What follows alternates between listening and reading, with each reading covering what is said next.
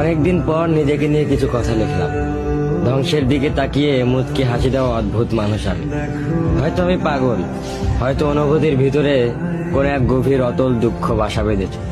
তবুও নিজেকে জোর করে হাসাতে শিখে গেছি। যেদিন ভেতরটা একবারে ভেঙে গিয়েছিল, সেদিনও বাইরে থেকে এক চিলতে হাসি মুখে নিয়ে সবার সামনে দাঁড়িয়েছিলাম। কষ্টগুলোকে আমি বন্ধু বানিয়েছি, একাকিত্বকে আপন করে নিয়েছি। মানুষ ভাবে আমি হয়তো সুখী, শক্ত, নির্লিপ্ত, কিন্তু তারা জানে না প্রতি রাত আমার এক একটা লড়াই। নিজেকে নিজেই বুঝিয়ে রাখি তুই ভালো আছিস, অথচ আমি জানি আমি ভালো নেই। ভেঙে যাচ্ছে প্রতিদিন একটু একটু করে, আর এই ধ্বংস হওয়াটাকে যেন ভালোবেসে ফেলেছি। আমি সেই মানুষ যে হার মানার আগে হাসে, কারণ জানি কান্না দেখিয়ে লাভ নেই। পৃথিবী শুধু শক্তদের মনে রাখে, দুর্বলদের নয়।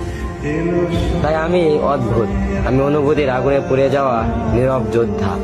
আমার জীবন কোনো সুখের গল্প নয়, এটা নিঃশব্দ বিপ্লব, যেখানে হাসির আড়ালে লুকানো থাকে হাজারো না বলা কথা, ভাঙা স্বপ্ন, হারিয়ে যাওয়া।